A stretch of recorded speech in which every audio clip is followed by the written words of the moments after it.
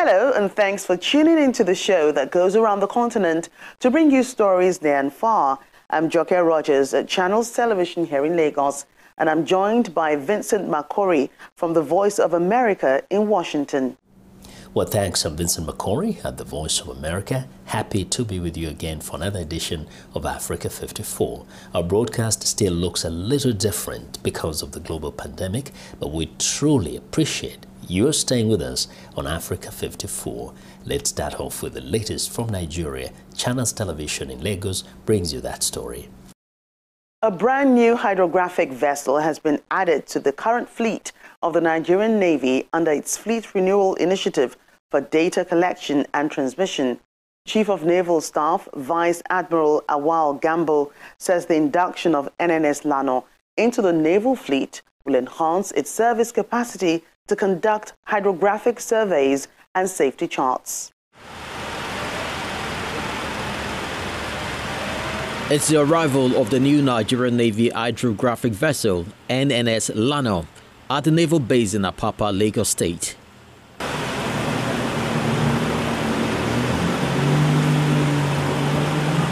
It covered 4,005 nautical miles in a 20-day voyage and 11-day stopover from France.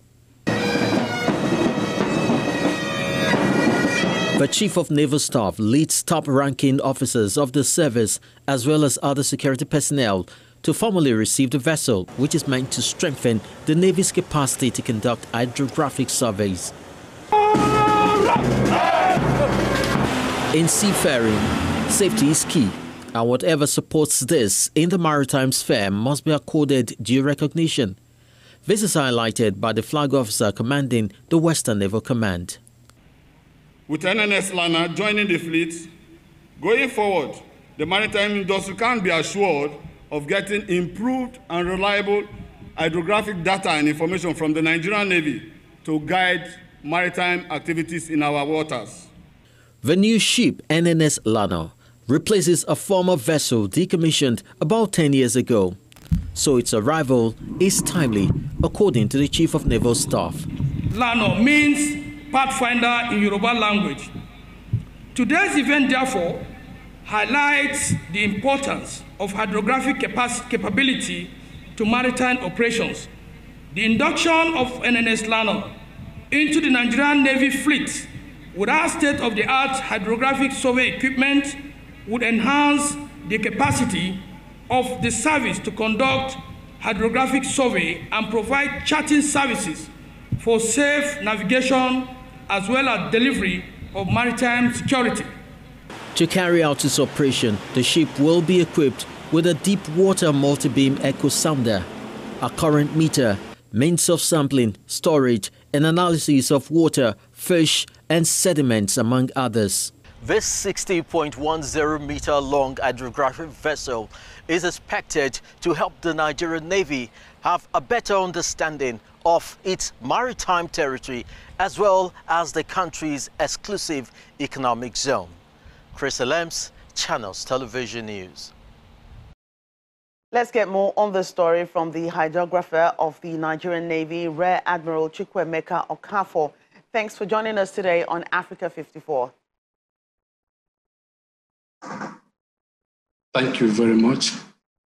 So what impact, right, thank you. So what impact is the newly inducted hydrographic vessel NNS Lano likely to have on boosting Nigeria's maritime security?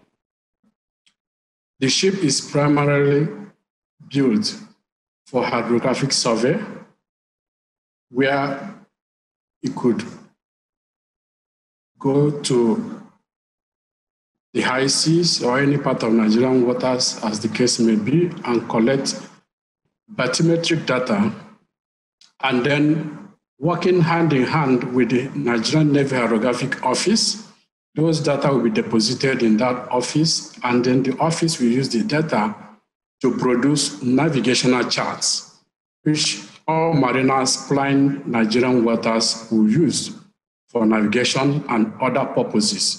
Right, so this new one replaces the old NNS Lano that was decommissioned 10 years ago. Why do you think it took so long to replace it? It is the federal government of Nigeria that procures these capital ships for the Navy. And so, depending on availability of funds, the Navy makes a demand to the federal government, having noticed a gap in its vessels orbit. From this demand, a staff requirement is made. The staff requirement is a compilation of inputs from all the branches of the Navy that are going to man the vessel. It includes, but not limited to, the design of the ship, which the engineers will do, the size, the armament that the ship will carry, the propulsion system of the vessel, the equipment, machinery, and even the crew, logistics, and then the hydrographic survey equipment that will be appropriate for the vessel. All of these things take a little while to collect. And so we understand that the vessel is also capable of conducting geophysical studies, search and rescue operations, as well as patrol duties. Can this vessel be of assistance in combating the issue of maritime crimes in Nigeria? Yes, definitely it will. You have rightly said that the vessel is also built to carry out patrol duties. It has armament and it has speed. So it could be rerolled into a patrol duty to interdict the criminal activities that is going on in water. I'm sure that you are aware that the Navy has a number of maritime domain awareness facilities that gives gives a picture of what is happening, gives information, maritime information about the happenings and activities within our maritime domain. And so if through this facility it is discovered that a criminal activity is going on in a particular part of Nigeria's water, and the NNS Lana happens to be carrying out hydrographic survey within the vicinity, the Navy Authority could direct and reroll NNS Lana to intercept the maritime crime. And so the vessel could momentarily stop the survey activity and then intercept the criminal activity and hand over as appropriate before going back to its primary survey duty. Yes, it can support and assist in controlling maritime crimes in Nigeria. Thank you so much, Hydrographer of the Nigerian Navy, Rear Admiral Chukwuemeka Okafor. Thanks for joining us today on the program. You're welcome.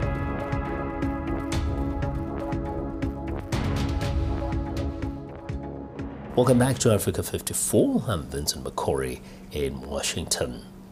In northern Mozambique, a brutal insurgency has forced hundreds of thousands of terrified civilians to flee their homes, many of them women who lost their husbands in the violence. Andre Baptista reports on their struggles from two camps for displaced people in Cabo Delgado province, as narrated by Amancio Vilanculos. Mwaziza Idris huddles in a tent, caught up in pain and uncertainty. I just cry. Until now, I cry.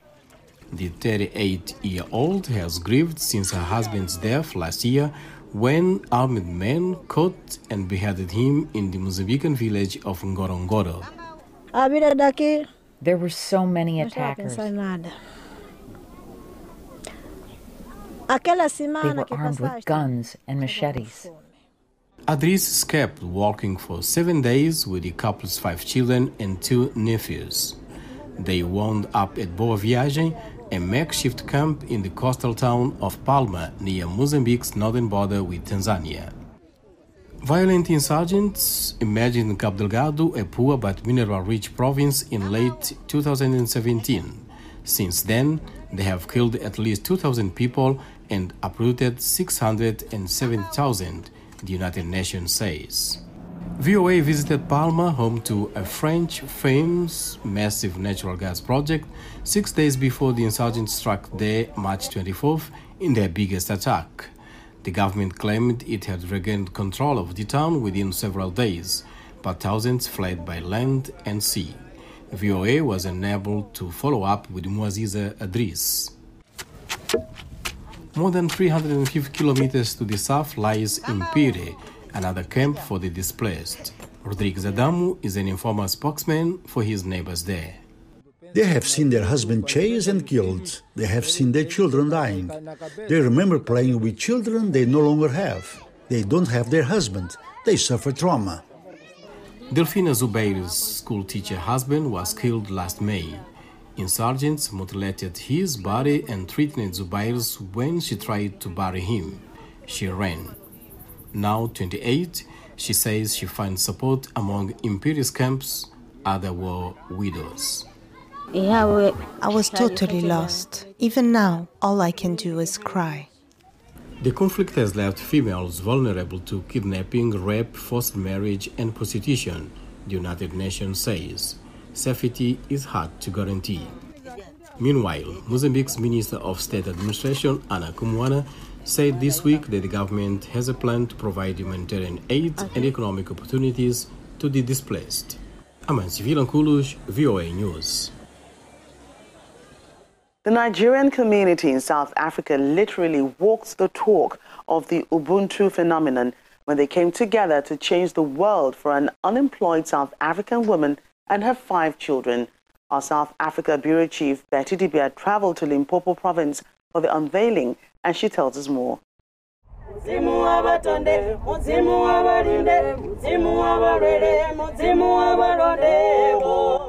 Up the hills of Hamairura in Venderland, South Africa's Limpopo province, lives a family of 6. Meet 32-year-old Musundwa Munyanzi Waleti, an unemployed mother of 5. They used to live here in this tiny shack. And now they live here.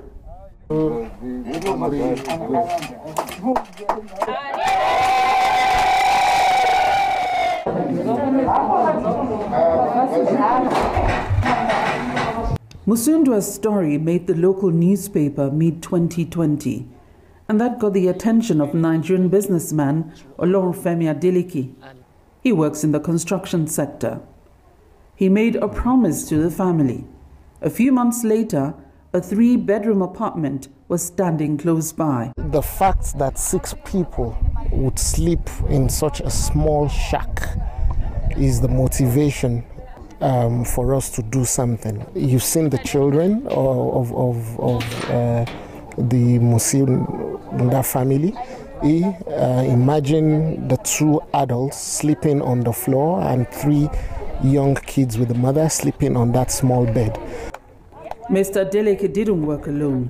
The Nigerian Union South Africa, as well as other donors within and outside the country, made this house a home for a sometimes emotional Musundwa as she toured the house with her children. It's a far cry from where they're coming from. I'm very glad and happy to call this my house compared to the old place we were in. A representative of the Venda royal family, Madam Thelma Musoriwa Matumba, prayed for the Nigerian community and appealed to South Africans to embrace fellow Africans. From Hamairura, Limpopo, South Africa, Betty Dibia, Channels Television News. NASA, the U.S. space agency, has developed an app that allows citizen scientists around the world to participate in an Earth science project. VOA's Julie Tabo has more. People across the U.S. and around the world are helping scientists at NASA, the U.S. space agency, with an Earth science project. Using an app on their phones, citizen scientists measure the height and width of local trees and share the data with NASA scientists to help them assess the amount of carbon being stored by trees. We're here at Bowling Green State University, and I have Megan Recker. We're going to be doing a tree observation using the Globe Observer app. Are you ready, Megan? Oh, yeah. Participants open the app and select trees from the 4 main tools. Now, in order to get the height of the tree, she's got to start with the base of the tree. Then she'll take a photo of the top of the tree. And then a picture of the entire tree. Megan then walks to the tree, counting her steps to determine the distance. 28 steps. We're gonna set our longitude and latitude positions. So now we have the final results, which show that this tree is about 16 meters tall. And now Megan's going to send all her tree data to GLOBE so that the GLOBE scientists have access to the measurements that Megan just took. NASA has satellites orbiting the Earth that measure tree heights from space. The data from app users complements NASA's space observations to help scientists better understand the carbon that trees either take in or release into the atmosphere. And so NASA can actually use our data that we've collected from the ground to monitor how good their models are. Are their satellites measuring tree height accurately? Smartphone technology, the stuff we carry in our pocket every day, includes some pretty sophisticated tools that are useful for data collection. And so when we realized that the technology was advanced enough, we were able to combine those into a tool to bring the public into data collection. Using the tree tool inspired nature lover Candace Gosson to organize group hikes in the old-growth forests of Mount Tabor in Portland, Oregon, and get them involved. I bring along the app, I bring along the phone, I explain what we're doing. Not only we talk about tree medicine, but we're also talking about how we collectively together are walking and sharing this information with the rest of the world. And so by taking the photos and sharing the information through this app, it becomes a database that anyone anywhere can see. More than 120 countries are participating in the program so far, with participants finding value in being citizen scientists. I find that students of all ages love being part of a bigger picture. When they make a tree observation, they want to see their point and their contribution on the website so that they know that they made a difference, a small difference, but a difference, that they're helping monitor the health of the earth, and that means a lot to them. Thanks, Megan. Keep doing GLOBE. Julie Tabo, VOA News. Construction is booming in Dakar, where unfinished apartment blocks tower over most streets. Their exposed concrete bricks a dull uniform grey. In one site, however, a building stands out. The bricks the workers are laying are made of raw red earth. Concrete is inexpensive and used with abandon in Senegal's capital, but it's poorly suited to the West African heat. However, earth naturally regulates heat and humidity, hence its comeback to Senegal's construction industry. Amid a construction boom, Senegal's capital Dakar is a sea of concrete. But in the Ngor neighborhood, one building stands out from the uniform grey. Its red bricks are made from raw earth. But this isn't just about color, says Nzinga Mboop, co-founder of architecture firm Warafila. Pour produire le ciment, on a besoin de calcaire. So I think there's been a bit of divergence from just very basic principles, which is orientation, using the materials that you have locally, only because they sort of respond better to the climate. You know, Earth had great inertia for sort of a hot and dry climate, as we have here. Even for tropical climate, it works really well in regulating the temperature. There's also an environmental benefit. The production of cement, the key ingredient in concrete, is estimated to account for around 8% of the world's carbon dioxide emissions. The earth bricks are made from mixing soil with small amounts of cement and water, which are then compressed and left to dry. Warafila has worked on several projects with IMPIRE, a company that makes the compressed earth bricks.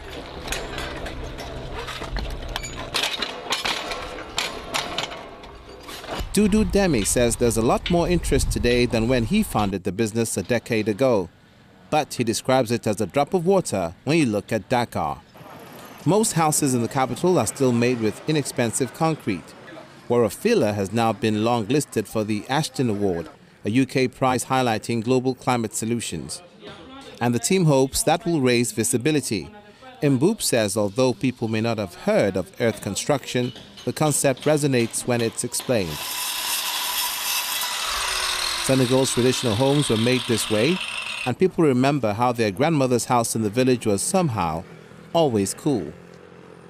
A Cameroonian company has created a veterinary counseling app designed to help farmers and ranchers detect animal diseases and give them guidance. The app is aimed at animal breeders who live in remote villages far from veterinarians, and Nzokeo in Douala has this report, narrated by Edwin Moki Kinzeka. Cameroonian rabbit breeder Thierry Bayebom lost 3/4 of his stock to disease a few months ago. Like most small-scale Cameroonian farmers, he was not familiar with diseases that affect animals. Bayebom says the deaths could have been prevented, but it took too long to find a veterinarian to visit his remote farm. 2 weeks after the cases, as the situation was getting worse, I succeeded to call a veterinarian. The vet came on site and was able to determine the problem. To avoid such costly losses, a Cameroonian startup designed the free online application VETO. The app analyzes audio questions about symptoms, gives treatment advice, and helps breeders and ranchers share information.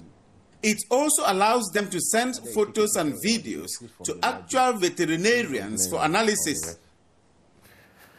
In those villages, they have no vet personnel, and with an advent of a zoonotic disease like tuberculosis, I mean, you taking the picture for the analysis may help you save lives, because zoonoses are diseases that attack both human or that are transmissible between animals to humans.